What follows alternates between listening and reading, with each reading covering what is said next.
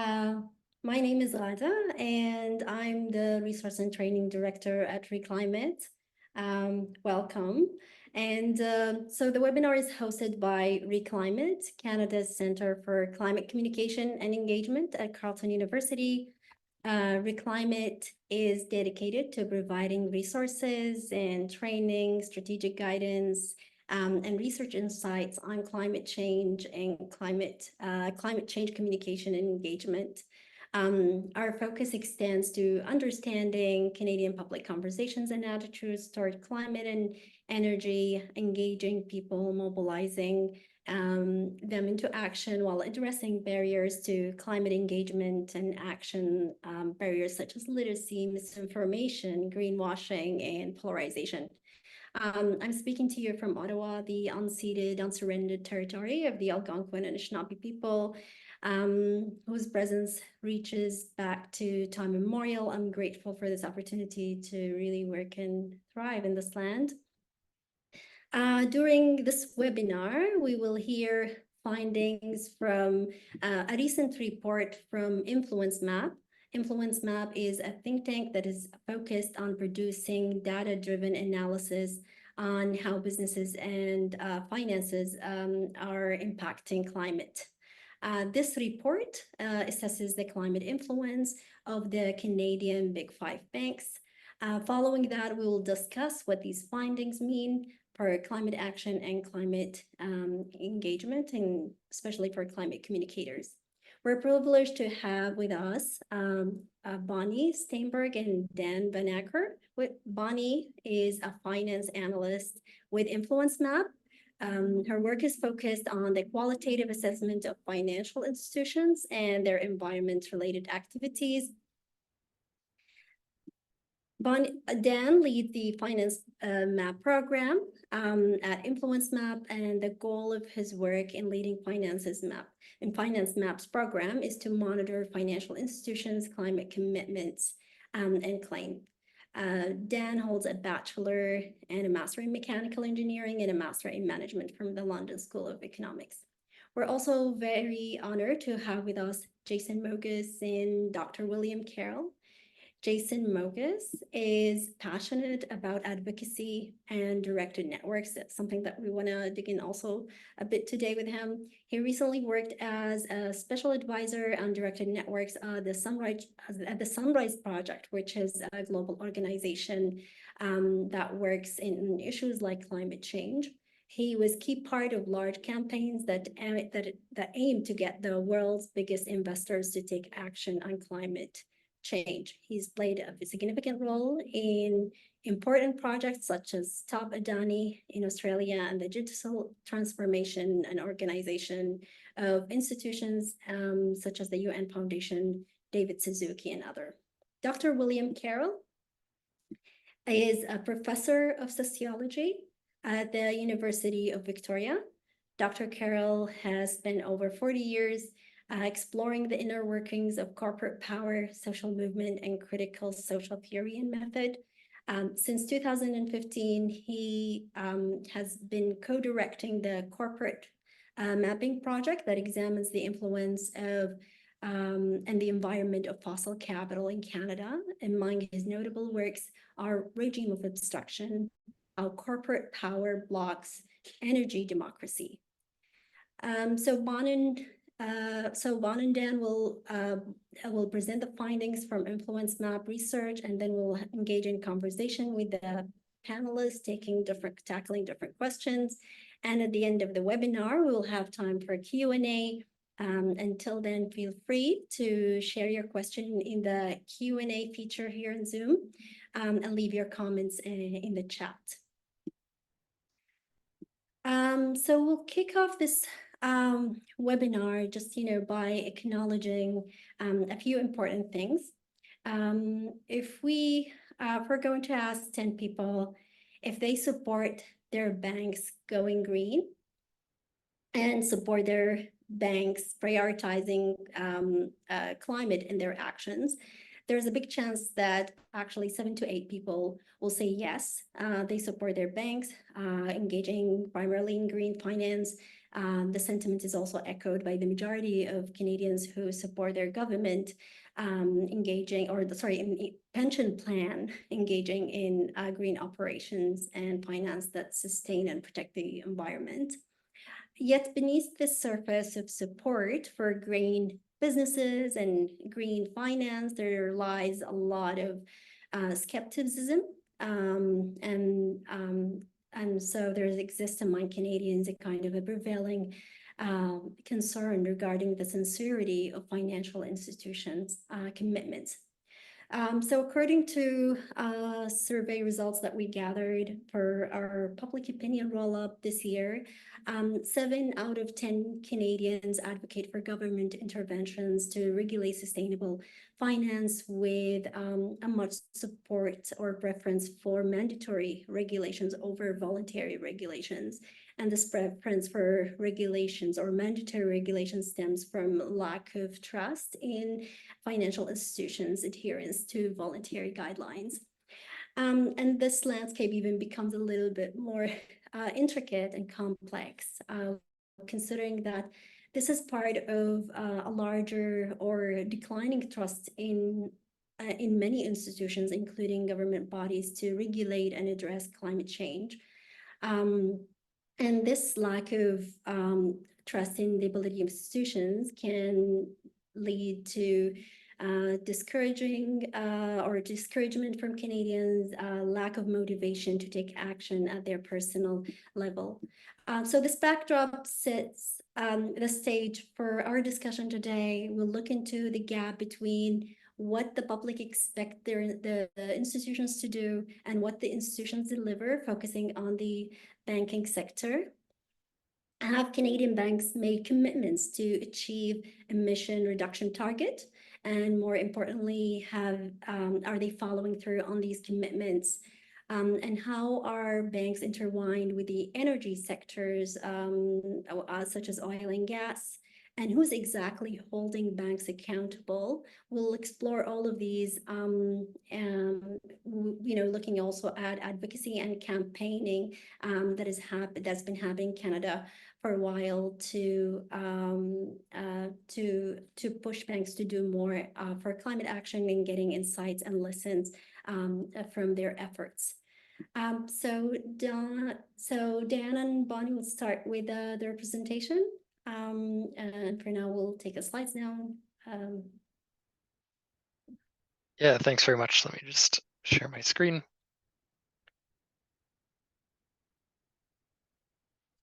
I'll start by saying, yeah, thank you very much for the opportunity to present findings to you today. As Scott has mentioned, we'll be presenting the findings of our recent report on the Canadian Big Five banks and to what extent these are heading to the net zero commitments which they themselves have set or not. We released this report in March of this year. I'll start by giving a very quick overview of InfluenceMap for those of you who might not be as familiar with our work.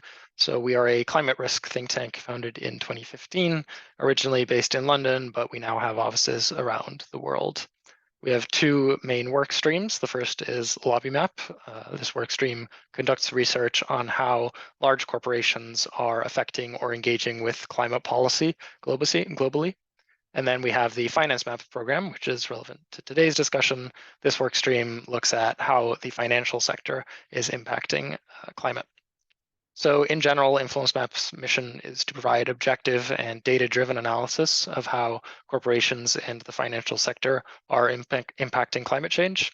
And we seek to disseminate that research by having extensive engagement with the companies that we analyze, but also key stakeholders such as investors, regulators, civil society, the media, and more. So with that high-level introduction out of the way, I will now dive specifically into the findings of this report. So just as an introduction and some context, the reason we decided to conduct a report specifically on the Canadian banking sector was our interest in Canada as an economy with a significant reliance on its fossil fuel sector, but also a very concentrated banking sector. So as you probably know, there's the kind of big 5 banks in Canada who make up the majority of the banking sector. These are TD Bank, RBC, BMO, CIBC, and Scotiabank. We assessed each of these through 3 assessment areas. There's our climate governance strategy and policies. Secondly, an assessment of their financial portfolios, so that is their lending and underwriting deal activities. And then finally, we assessed the bank's engagement with climate policy. I'll note that the report was released in March and included all data up until 2023, which largely meant reports referring to 2022 data and before. However, the banks have since then released new sustainability reporting. We've done some top-line analysis of these new reports, which we'll touch on today as well. So starting with some key findings, what we see is that the big 5 banks are all Net Zero Banking Alliance members. That means they've set commitments to reach net zero emissions by 2050, so seeming to recognize their role in the transition. However, we find when we dig a little deeper that all of these big 5 banks are actually undermining their own net zero commitments. The reason I say that is none of them have very strong fossil fuel exclusion policies or wider kind of financed emissions policies. We see that the fossil fuel proportion of the bank's financing grew between 2020 and 2022 from 15.5% to 18.4%. And finally, all 5 banks are members of obstructive industry associations, which are working to block ambitious climate policy, both in Canada and globally. So those are the top line findings, but we'll now dive into each assessment area in a bit more detail. And I'll start by handing over to Bonnie to discuss the climate governance strategy and policies assessment. Yeah, thanks, Dan.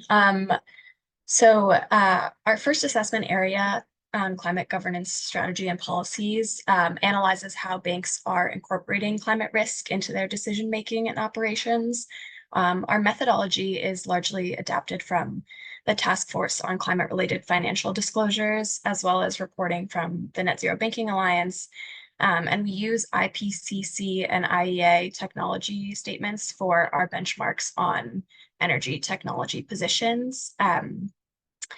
And I will go over some of our findings from the key sub-areas that we assess in the following slides. So overall, the average score for this region is D+. The big 5 banks score quite similarly to each other across the sub-assessment areas, and they score similarly to the largest US banks, which score an average of a D+, and lower than European banks on average, which score a C+. Some of our key findings on governance are that board and management oversight of climate issues has been improving at the banks over time, but that this isn't necessarily leading to material changes in climate policy and action. On strategy, our most notable finding is that there's a lack of disclosure from the banks around the results of their scenario analysis exercises, especially how they intend to respond to the impacts that they've identified in their analyses. And in terms of risk management, what we've seen is that the bank's stated risk management practices show that they're beginning to consider climate change's impact on their business, although we're not seeing strong mitigation measures in response to the risks that they've identified. And overall, these disclosures and their stated considerations on climate are not backed up by the necessary actions, which are robust emissions reduction targets and fossil fuel exclusion policies in line with science-based pathways, which I will go into more detail on in the following slide. So all 5 banks are members of the Net Zero Banking Alliance, and this commitment includes a commitment to set interim 2030 emissions reduction targets for certain sectors that they finance. And so there's 2 different types of interim emissions targets. Those are absolute targets and emissions intensity targets. An absolute target is a total reduction in emissions over time, and an intensity-based target is a reduction in a volume of emissions per a defined unit. So, for example, grams of CO2 per kilowatt hour for the power generation sector, or grams of CO2 per ton of steel produced for the steel sector. And an emissions intensity target ultimately actually allows for absolute emissions to increase, even as the banks make progress on the targets and decrease their emissions intensity. Allowing emissions to grow even as they're making stated progress. And what we've seen from the Canadian banks is that almost all of the targets that they've set have been in this intensity-based metric, except for BMO has set one target for absolute emissions target for scope 3 emissions of the oil and gas sector, but otherwise all of the other targets from BMO and the other banks are in intensity-based metrics. Additionally, RBC, Scotiabank, and BMO their targets only cover their lending activities, which omits key financing streams such as capital markets activities. So overall on targets, what we've seen is that they're leaving large gaps where emissions reduction is still needed and ultimately still allowing absolute emissions to increase over time. And then in terms of fossil fuel exclusion policies, as you probably already know, in order to limit warming and reach net zero, there's a need for a rapid and immediate phase out of fossil fuels. And with that context in mind, the regional average for the fossil fuel policies of these banks is an F. What we see for coal is that none of the banks have set a coal phase out at all, a coal phase out policy, in particular one that aligns with IPCC pathways. And all of the banks are accepting new coal clients with limited restrictions on new clients or new coal projects. In terms of oil and gas, what we've seen is that none of the banks have any exclusions or measures addressing conventional oil and gas. And for unconventional oil and gas, the only measures addressing those are statements about excluding project financing for exploration and development in the Arctic National Wildlife Refuge, and no other exclusions for other kinds of unconventional oil and gas production. And most of the banks have not updated these policies since joining the Net Zero Banking Alliance, which demonstrates that they're not taking serious action to meet their net zero commitments. Can go to the next slide. So like Dan mentioned, we released our report in early March, and since then, all 5 banks have released new climate reports. While we haven't officially scored these reports or updated their profiles on our public platform, we've looked through them to see if any progress has been made since the findings of the report. And largely we found that our key findings that I've mentioned in the slides above still hold true. Most notably, there were no updates to any fossil fuel exclusion policies. And in fact, BMO removed its coal policy from its website entirely. Although Scotiabank stated that it plans to update its coal policy by the end of 2024.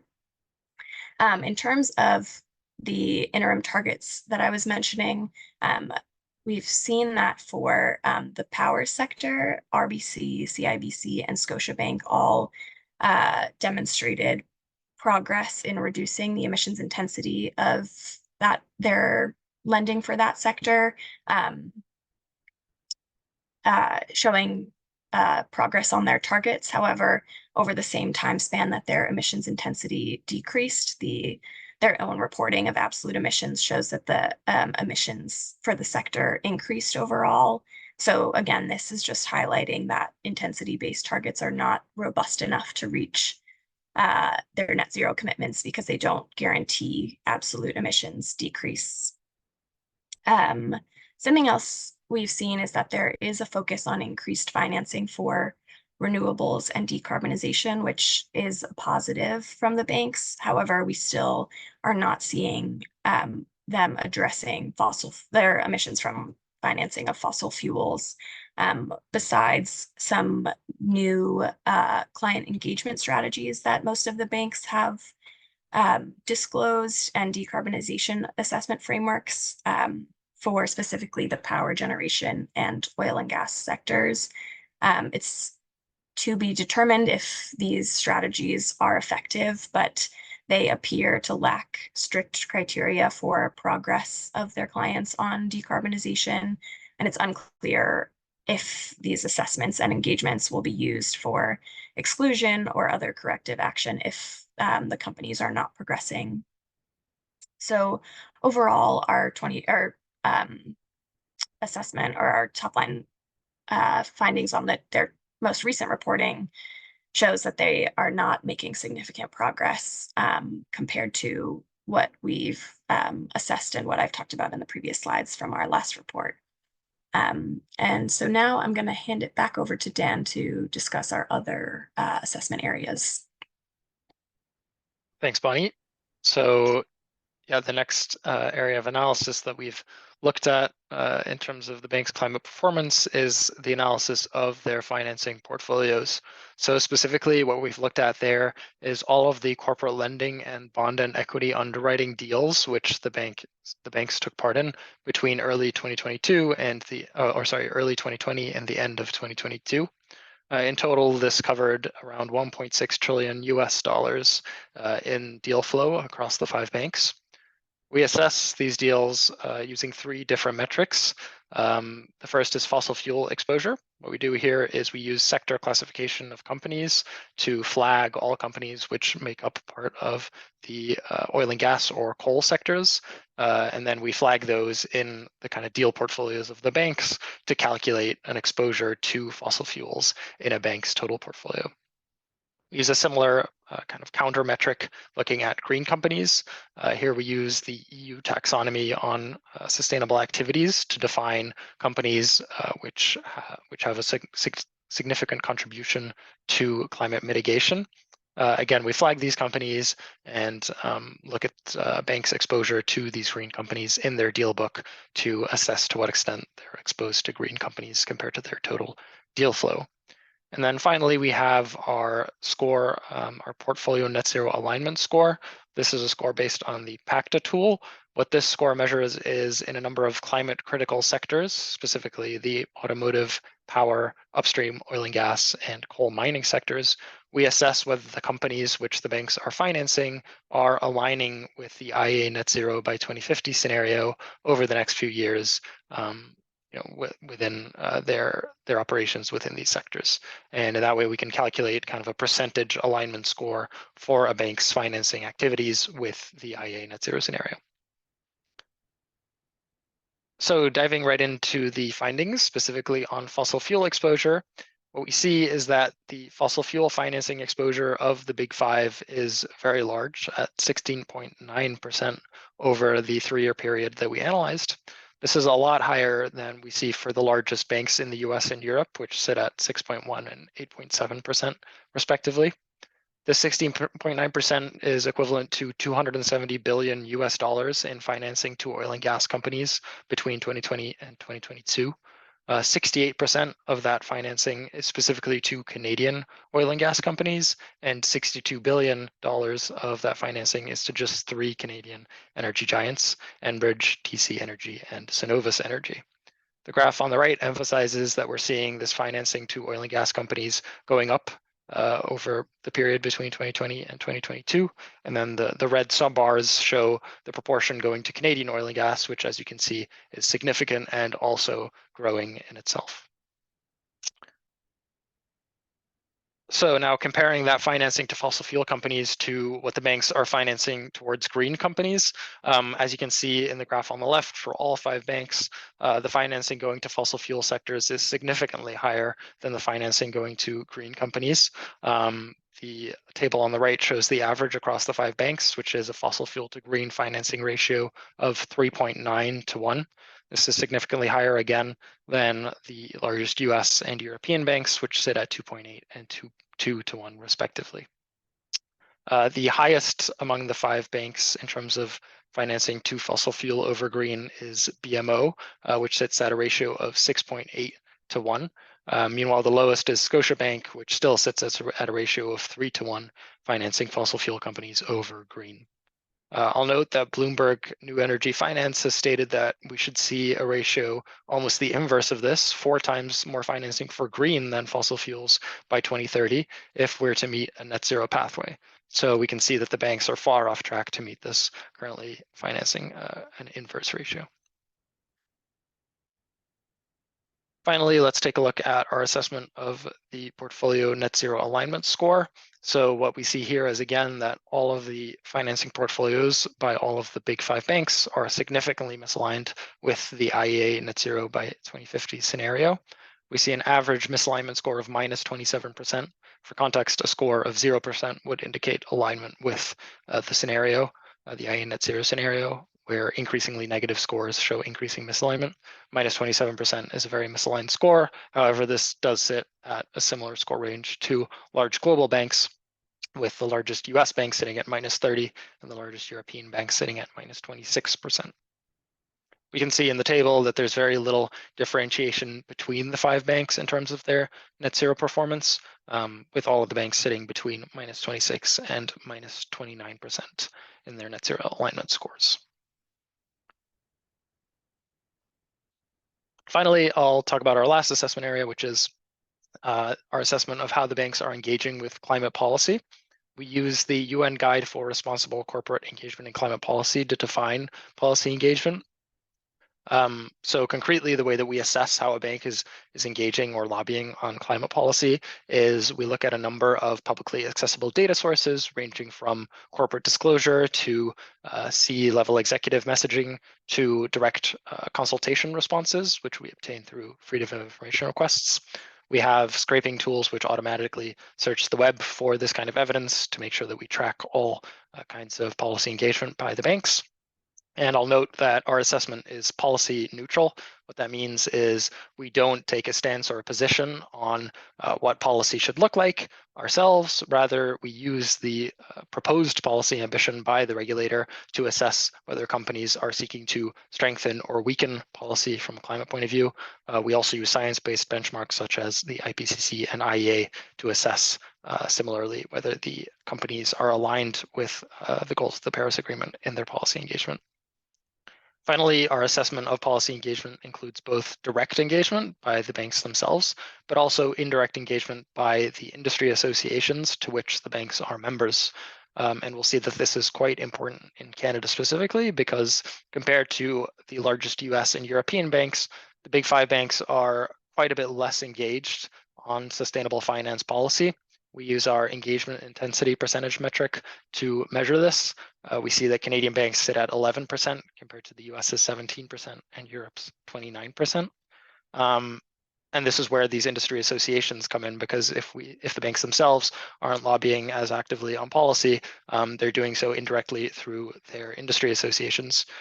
This is true both in terms of financial sector industry associations. Most notably, there's the Canadian Bankers Association, which all 5 banks are members of. The CBA has opposed Canada's Climate Aligned Finance Act and suggests that policy changes should happen in the real economy, not in the financial sector, in order to tackle climate change.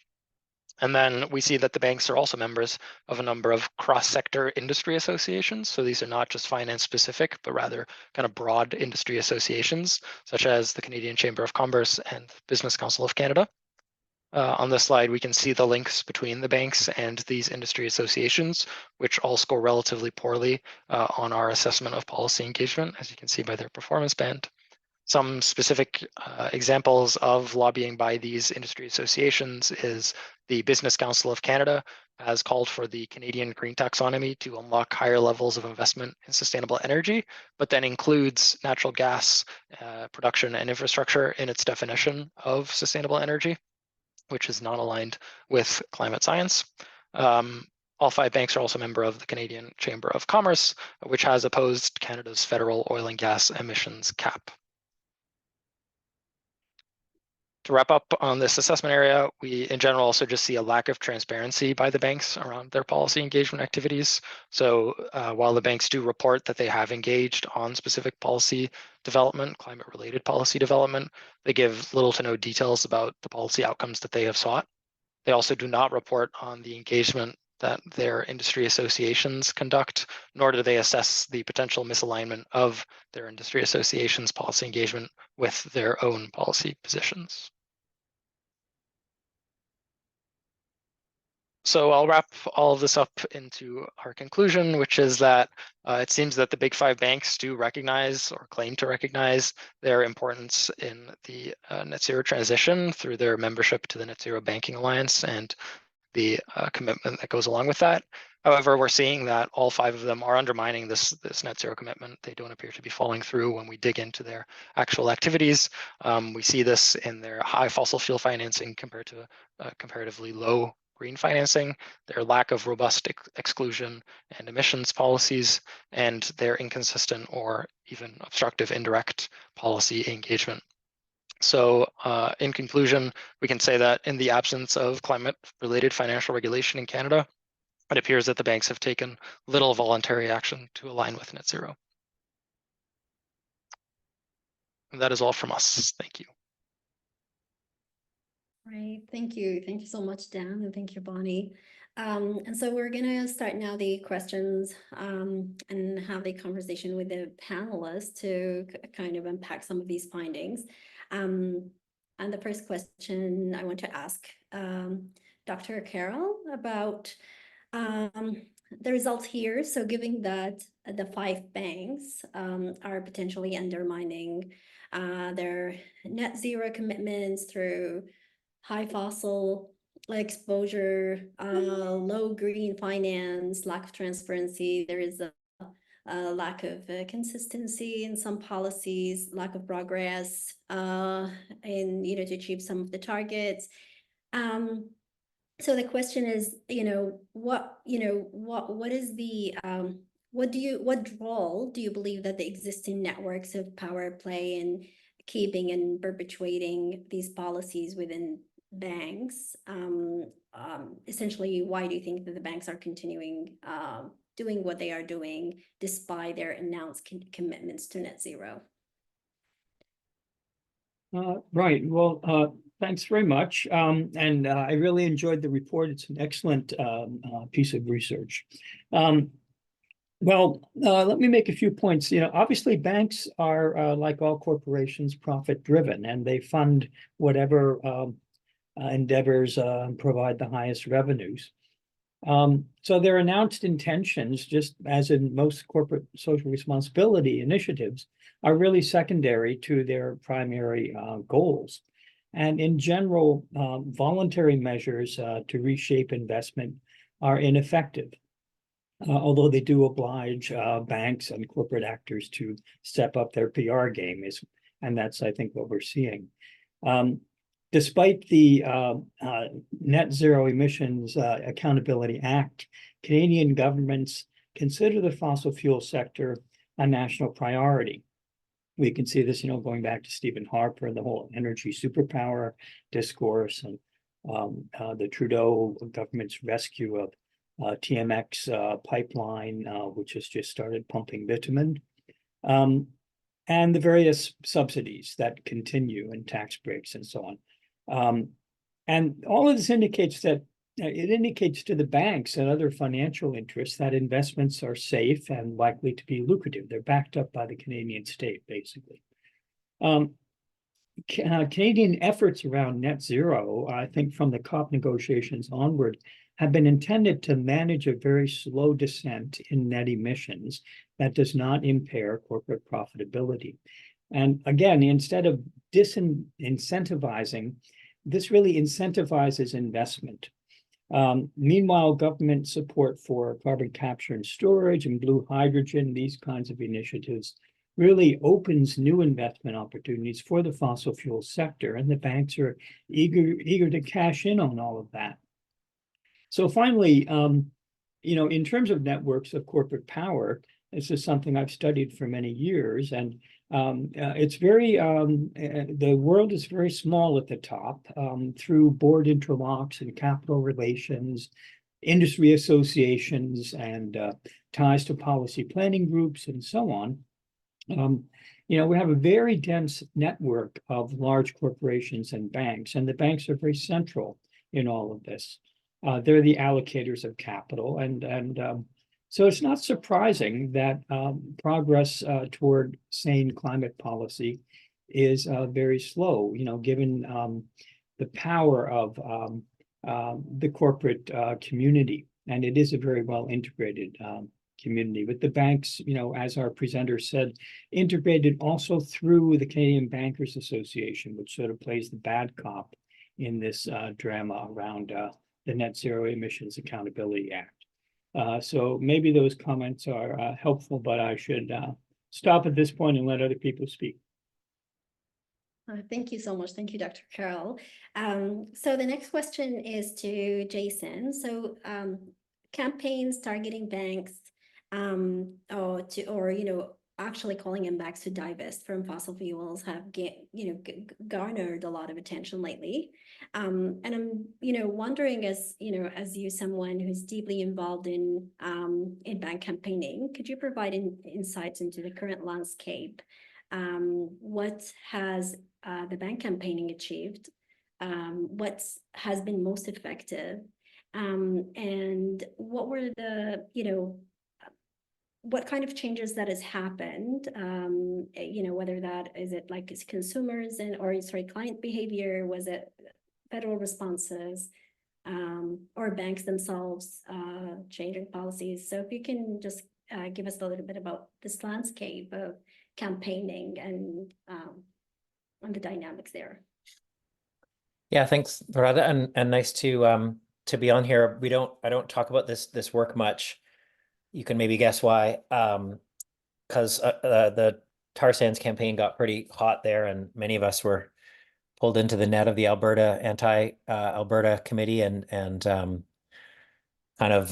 which didn't really go anywhere. But yeah, I'll tell you a bit about the story of the bank's campaigns. The InfluenceMap report came at a really interesting day, actually, when we had our first major win of a 3-year campaign in Canada.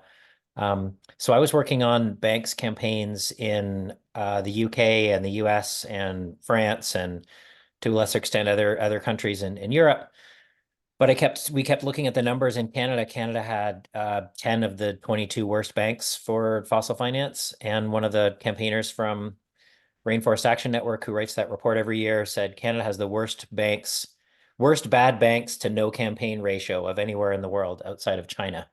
And so we sought to address that. We started to ask around, and there was a lot of interest from NGOs in a new target that was not a regional pipeline. The Quebec movement was just kind of dusting a gas plant, and there was a huge gas project, and groups were looking for like a proactive way of removing another pillar of support from the fossil fuel industry. And finance is a critical lever that we've seen in other industries. If you make the finance more expensive for fossil fuel, particularly marginal fossil fuels like coal, the financing, it's harder for them to get financing. They have to travel around to more investors, and the cost of capital goes up, which hurts the economics of these projects. So, but there was an interest in NGOs, there was an interest in funders, there was an interest we had of recreating some of the dynamics of the tar sands campaign, which created kind of these national. Canada's not really a country. Sometimes it feels like we're these regions that kind of fight our own things, and Quebec is a region, and Ontario's a region, and BC's a region, and there's real power when we actually come together around one kind of target and one movement, which is what we were trying to do. So the demands are really important, like what you're fighting for. Everything else on a campaign is built on that. If you're fighting for something technical or incremental, you're not going to engage social movements.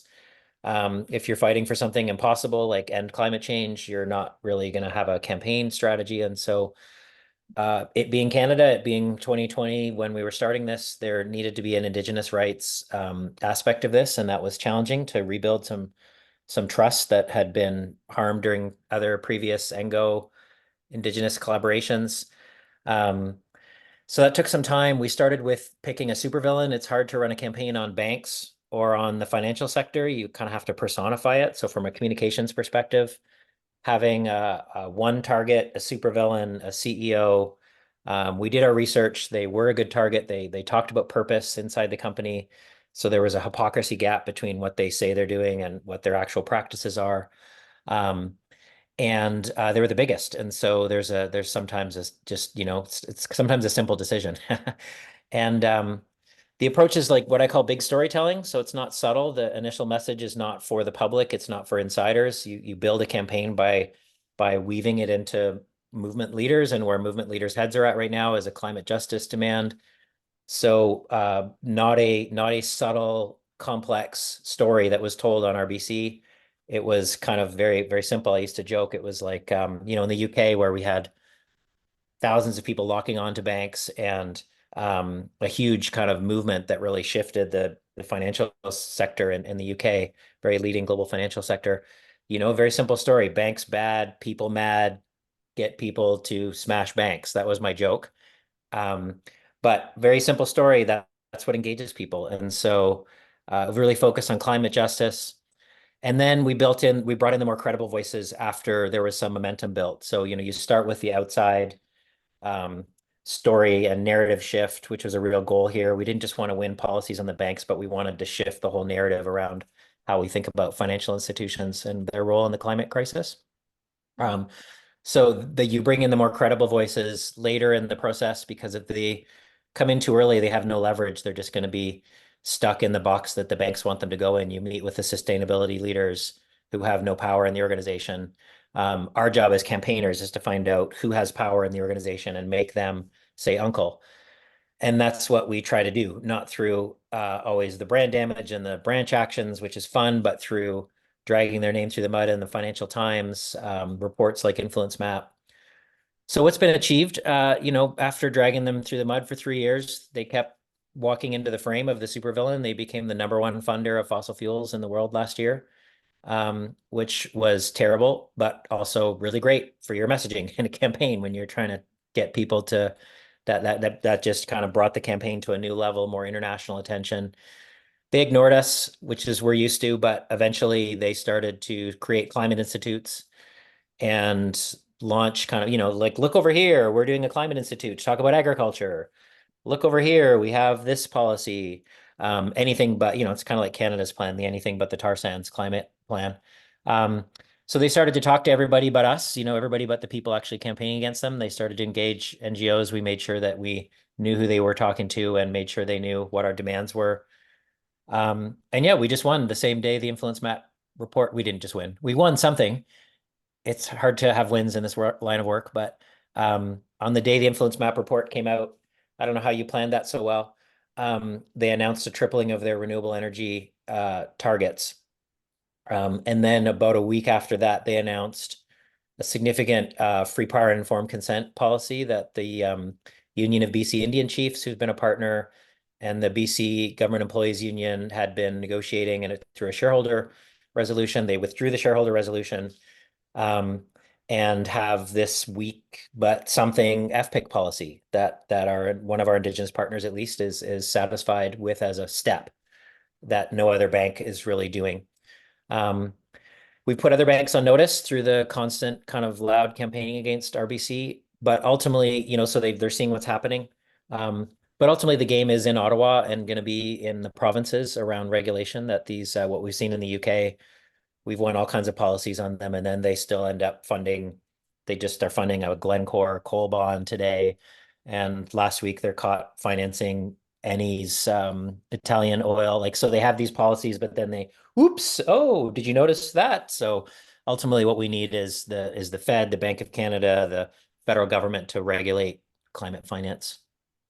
Sorry, I took a long time there, but I wanted to give you all a bit of a sense of where the campaign's at. Yeah, thank you. Thank you. That's portrays a clear picture really of what's going on. And we'll probably also dig in more when it's the Q&A period. So my questions for Dan is that, is there still value in joining organizations like Net Zero Banking Alliance if banks are not actually committed to what they are signing? Yeah, it's a very relevant question. Obviously, I think when we saw a lot of these net zero alliances and initiatives developing around 2020 across different subsectors of finance, I think the hopes for the outcomes were higher than they are now. Looking back, certainly, you know, these are voluntary initiatives. Ultimately, they're member led. So what that means is that any guidelines or commitments that are set by the alliance have to be signed off by all of their members. The members aren't going to sign off on stringent requirements that inhibit their profit-making activities. There's also very little accountability or liability mechanisms present within these alliances, where guidelines aren't followed. So, you know, it's tough to say, but definitely we're seeing that kind of this voluntary action doesn't seem to be working well enough to align finance flows with net zero, and that's where we really highlight kind of the importance of regulation, policy, but also driving these banks to be more transparent around their activities and aligning their targets with their top line commitments. Great, thank you, Dan. So, and my next question is to for you, Dr. Carroll, is that what are the messaging and means that can hold banks accountable? In addition, I mean, joining these organizations and other things that were mentioned here in the webinar. What things that can hold these banks accountable, whether that, you know, whether these are technical tools or messaging or frames or, you know, some kind of system that can and push them to do more. Well, in terms of messaging, certainly the slogan "Fossil Banks, No Thanks" is a great one. And the divestment movement is an important collective actor in all of this. Pension fund support for the fossil fuel sector also needs to be criticized, you know, along with the banks. Public funds like the Canada Pension Fund, I think should be required to divest, which would obviously be completely an about face to current policy, but would send a clear message to the industry that would be the opposite of the current message from the state, that in the eyes of the state, the industry is no longer on life support. And I think governments in general need to embrace programs of speedy managed decline of the fossil fuel sector. Mark Lee's work at the CCPA BC is really good on this. And this obviously means disincentivizing investment. But the really big issue in terms of banks is how we democratize capital allocation, taking it out of private hands and into the public interest. Now that is a very big project, and it's not going to happen overnight, that's for sure. And it's not going to happen without a lot of resistance from the corporate community. But I think, you know, capital accumulation is what shapes, or capital allocation, how funds are allocated to different industries and so on. That's what shapes our common future, and it should be in public hands, in my view. This, I think, is the most important message in the long term. As long as privately owned, profit-driven banks control capital allocation, the public interest in ecological sanity and social equity will subordinate us to the 1%. And we need to move toward a financial system in which banks are public utilities with clear public interest mandates, allocating capital in the public interest. And this is not a pipe dream. A colleague of mine, Thomas Marois, a political scientist at McMaster, is director of the Public Banking Project, which explores the important role that public banks play in achieving UN Sustainable Development Goals. That's the mandate of his project. And there's more than 900 public banks globally now, holding $50 trillion in assets. So this is, I think, where we need to be pushing the messaging and the politics toward public control of capital allocation.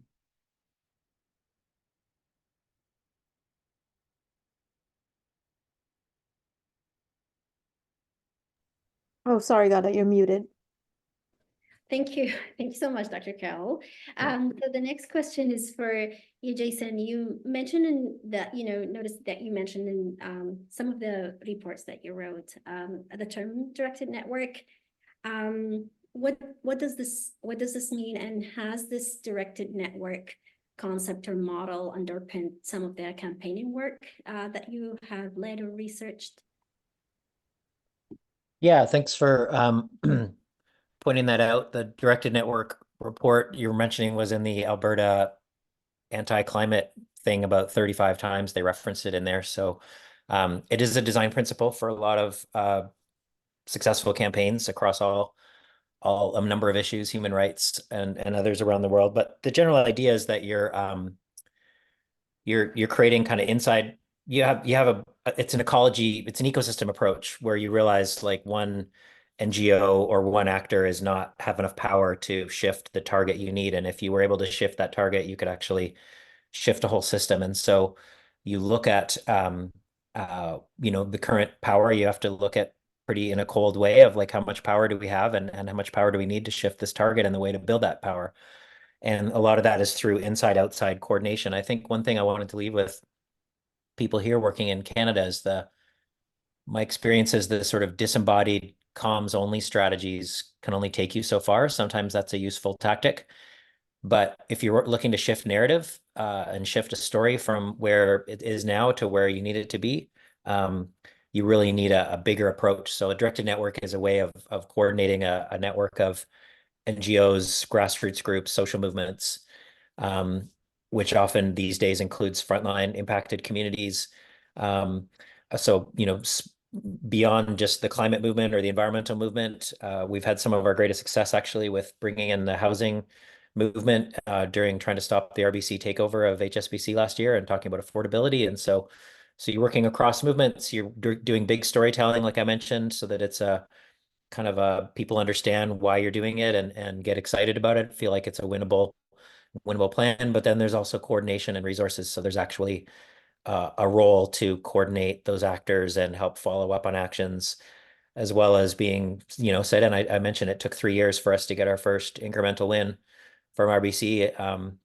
And that's, you have to be, stuck in for a fight. So one report is really great, but it has to be in a drumbeat of a whole bunch of activities, which include people power, outside pressure, disruptive stuff that's controversial, as well as your insider work, as well as your legal pressure, as well as your regulatory pressure. It's a kitchen sink approach, or maybe perhaps better said as a surround sound approach, where the target gets kind of hit from all sides, including in elite spaces, including in outside their buildings. So they're getting that direct experience of accountability from social movements that these banks and executives often don't ever feel. So that's kind of the design principle there. Okay. Great, thank you. Thank you so much. So the last question before we have about 15 minutes for the Q&A, but I'm gonna ask this question. And this question is directed for you, Bonnie. As you know, you're researchers, you have the tools to identify the kind of the discrepancies between what the banks are saying and what they are doing. But what kind of tools that clients or regular people like us have to identify these gaps, or to and in this way we can hold the banks accountable? Yeah, this is a great question because the large banks have really well-trained communications professionals to make their climate or sustainability or ESG reporting and their PR look good. And they're designed to make it look like they're taking decisive action on climate change to a general audience, and make it very difficult for the average person to assess a bank's actual climate performance, which, as we've talked about today, when you take a closer look at the meaningful actions to reduce real-world emissions are lacking. And even if you had the time to dig through the data, there's a lot of things like full deal portfolios, et cetera, that are not transparent or not disclosed at all. Hence why it's important to push for more transparency and disclosure from the banks. But some of the key points you can look out for, you can search for a bank's fossil fuel exclusion policies. Do they have a coal financing phase out in line with IPCC pathways, which is a phase out of coal in OECD countries by 2030 and 2040 for the rest of the world. You can look out for their messaging on fossil fuels, for statements of support for oil and gas in the energy mix indefinitely. You can look for obstructive industry association memberships where that information is available, although it's often not disclosed or kept behind closed doors. On that note, at InfluenceMap, we think it's important to fill in the gap posed from the lack of transparency by these organizations. This is where we see the value in our data and research by other organizations. FinanceMap's data on banks is publicly available on our website if you're looking for an overview or for more specifics on the bank's strategies and policies, their policy engagement and lobbying, or their financing activities. So all the data that we use for the analysis in this report and on other large global banks is accessible on our platform. Thank you, Bonnie. So yeah, we're going to take the questions now from the participants in this webinar. And this question is for you, Dan and Bonnie, is that banks are clearly invested in a small number of oil and gas companies. Are green investments spread through more amount and variety of green companies? Yeah, that's a great question. So yeah, as I highlighted, there is a lot of concentration in a number of big companies, especially domestic Canadian oil and gas companies. When we're looking at the fossil fuel financing by the big banks, we see less of this in the green financing. There, we're looking at much more of a spread across a number of smaller companies, and there's much less concentration within that. Okay, thank you.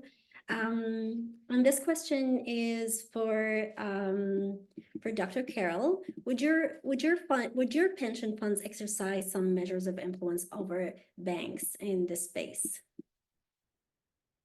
Well, yeah, I mean, pension funds are invested in banks, and I think, you know, when I talk about democratic control over public finance, yeah, I'm referring to those relationships, and the Canada Pension Fund Board could be a board that acts in the public interest. It would need to be recomposed, but the state has the ability to do that, and then it could direct the deferred wages of Canadian workers, which is what the pension fund is all about, really, into public interest kinds of fields rather than the fossil fuel industry, which we know needs to be sunset as quickly as possible. So these are entirely possible. And I see in the chat another comment about the question of whether you know, bank boards of directors themselves could be reconfigured, and that's entirely within the jurisdiction of the Canadian state under the Bank Act to begin the process of reclaiming the financial sector for democracy through changing the boards of directors of Canadian banks. It's entirely feasible. The political will is entirely lacking, but that's where social movements and mobilization comes in, and I think it's a process that can occur over time. It's obviously not something that happens overnight, but it's a cultural shift as much as anything, because I don't think people really are thinking about the financial sector as a field that really could be run democratically. I think the assumption is that business as usual will continue forever, but I'm not so sure that that's a good idea. Thank you. Thank you, Dr. Carroll. So this question is for you, Jason, is that it's from Gail Creer. And the question is the proposed CAFA legislation adequate? And what are its prospects in the Senate? Is the sustainable finance taxonomy of any value at all? Yeah, that's great. People are definitely following the state of play. So the CAFA, the Climate Aligned Finance Act, is a brilliant piece of legislation. It was written by an incredible team, and Senator Rosa Galvez has been championing this, and it's people around the world have been looking at it and saying this is kind of model legislation for what it would take to, you know, not quite what Bill just said about reforming capitalism so that it's in democratic hands, but definitely reining in some of the worst excesses of the financial sector when it comes to climate risk and climate impacts. And so it would be, yeah, it's a very long piece of legislation. It's very complex. I've been helping support it for 2 years, and I'm not sure I could summarize it for you other than to say it deals with bank conflict of interest at the board level. It deals with, you know, just much more structural things than the typical stuff, which is transparency, you know, the sort of Mark Carney transparency. If everybody knows how much we're burning the world, we'll stop burning it. But, you know, we've had transparency for a long time, hasn't done much. So it's far beyond transparency. It's in the Senate right now. The two co-chairs of the Senate, one of them is a climate denier who interviews a whole bunch of wackos on her podcast, Pamela Wallen. The other is an RBC banker, Tony Lafredi. So they're not giving it a fair trial. We tried to blow up the process, got 8,000 Leave Now messages sent into it. They started to invite actual climate witnesses to it, but asked them questions like, where do you get your funding from? So it's not looking great. There's in the House of Commons, though, they're just started next week a hearing in the Environment Committee into this issue, and so they're inviting the CEOs of the 5 banks and the governor of Bank of Canada. So this will be talked more about in the next while. There's going to be this study in the House of Commons, and we expect to do a lot with it. The sustainable taxonomy, that was a question. Look, it's one of these things where you're like, as a movement, some train hits the station or some train starts moving, and you're like, that's a pretty boring train, but if we don't get on it, we won't be able to shape it. And so we got on this boring train of like, what's the definition of sustainable finance? It's been polluted by the gas industry, as was mentioned earlier. They're trying to make gas a green or at least yellow fuel in there. And that's even too radical for the finance minister. So everything's been stuck on Chrystia Freeland's desk. She is an oligarch friend. I thought she was a more interesting person until we saw what she actually behaves like in the Ministry of Finance. Extremely conservative, extremely pro bank and pro big business. And so just real blockers there. So the current play is trying to get sustainable finance taxonomy, which would have some limits to what you can say is green. But really what we're going for is a bigger thing around greenwash. We think there should be greenwash legislation. We think there should be penalties financial for saying your fund is sustainable while it goes to an Enbridge tar sands pipeline. And they say it's sustainable because they're going to be net zero in 2050. And people here know how to sift through that greenwash. A tar sands company, just the sniff test. Tar sands company probably not going to be net zero. If they are, it's probably going to be the 20% of emissions that they use to make dump trucks and fuel their offices, not the 80% of emissions when it's burned. So yeah, that's the sort of game at play right now is the definitions do really matter, and who gets to control what is seen as green and what isn't really matters. Thank you. And we're going to have actually a webinar this month on greenwashing with focus on Pathways Alliance and the oil and gas industry. So that's definitely a conversation about, what is greenwashing and what are its rules and how we identify it, and some other questions. So just keep, for everyone to keep their eyes on their email. And this question is actually for Dan. There were a couple of questions actually about credit unions, changing from banks to credit unions. How do the policies of credit unions differ in terms of fossil fuel financing? So we haven't actually done any analysis on credit unions at this time. Might be an area for future research. So I can't really speak to that. I noticed Jason did answer one of those questions. I don't know if there's anything you'd like to add, but our research hasn't covered that at the moment. Okay, because there was some, there were also, like, I was looking online and there was some, kind of times of, it's just like a kind of activism that people are shifting to credit unions. And is that something, I think it's just the idea, is this a better option or not? If Jason or Bill, you have, some thought on this. Okay. All right, okay. Sorry, I was pointing to Bill. I thought you might know a bit more about credit unions and their history as progressive vehicles for things that aren't just about capital growth. Yeah, well, that's exactly right. I was waiting for Jason to respond. But yes, credit unions are a good example of democratizing finance, right? Because they're owned by their membership, and membership. I don't participate in any of the chartered banks, and all of my humble earnings or whatever they are banked at credit unions. And I think it's a growing sector. It is attached to the larger movement of cooperatives. That's in some respects the largest social movement in the world. So it's not small potatoes, particularly in Quebec, if we're talking about Canada, where the credit union sector in Quebec is quite significant. But also, for example, Van City here in British Columbia is a major credit union and actively practices much more reasonable policies, I'd say, in terms of climate issues. Okay, thank you. My question is for Jason, and this is a question that we have received in advance from people who registered. It's, what role do climate communicators do or have while they work in different domains? The people here in our webinar come from different sectors. What role do the people have or climate communicators have to be part of the solution?